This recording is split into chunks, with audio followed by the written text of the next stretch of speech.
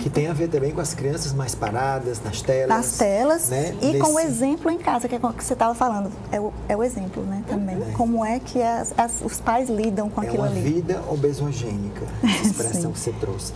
Daniele, quando você esteve aqui há quase um ano atrás, a gente estava discutindo um dos pontos mais fortes do programa, foi a gente conversar sobre o Ozempic. Na época, o Ozempic, né, esse remédio que para emagrecer, que não é para emagrecer, você vai explicar, mas esse remédio que está sendo muito usado em tratamentos da obesidade, ele era, digamos, ele estava num auge que imaginava-se que já fosse o auge, mas de lá para cá, a gente assistiu a uma verdadeira revolução na indústria farmacêutica de chegar ao ponto do medicamento ser esgotado e das pessoas que têm questões de saúde que precisavam usar, não ter acesso a ele.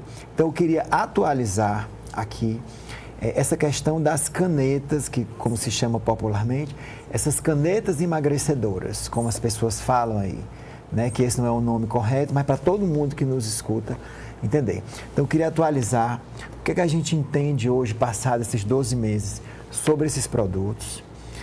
E quais são os riscos, sobretudo, de quem toma ele indiscriminadamente e sem acompanhamento? Perfeito, Clóvis. Em primeiro lugar, essas canetinhas, né, emagrecedoras, elas realmente são medicações que estão revolucionando a medicina da obesidade, né? Elas são excelentes medicações para o controle da obesidade e não há o que se discutir. Elas são comparadas hoje em dia, a gente acha que vai até um Nobel, porque estão comparando com a descoberta da insulina, com a descoberta da penicilina, né? Então, são medicações que são baseadas em hormônios intestinais que a gente não tinha conhecimento antes e que realmente estão revolucionando por terem menos efeitos colaterais e serem muito efetivas realmente nessa questão do controle da obesidade.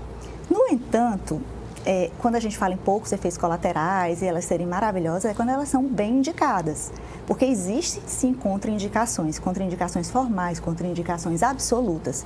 E o risco maior dessas pessoas que fazem uso sem acompanhamento médico é exatamente elas serem portadoras de alguma dessas contraindicações. Eu vou dar só um exemplo, mas, por exemplo, uma história de câncer medular de tireoide na família.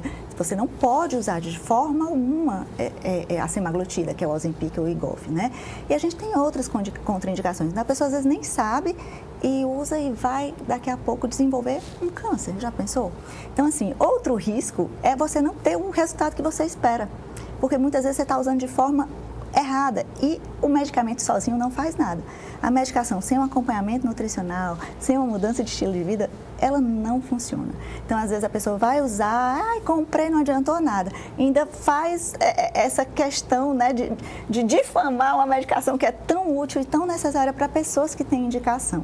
E um outro risco é que tem efeitos colaterais que são extremamente manejáveis pela gente, mas se essa pessoa não sabe manejar, esses efeitos colaterais podem se agravar. Por exemplo, a náusea, vômito, a pessoa pode ter episódios de vômito que são graves, pode até chegar a uma internação por um distúrbio eletrolítico, porque ela não tem ideia de como começar as doses, como progredir, né? Então, assim, são vários riscos. E um outro risco, se você tiver empatia, você vai perceber que é um risco grande, não para a pessoa que está usando sem prescrição, é que isso, como você disse, desabasteceu o mercado e as pessoas que realmente precisam da medicação, que muitas vezes com obesidade ou diabetes, que ela também, né, é usada para diabetes, ficam sem a medicação, porque várias pessoas estão usando sem a menor necessidade, né? Então, acho que esses são os maiores riscos, pelo menos que eu possa me lembrar nesse momento. E surgiu também nesse período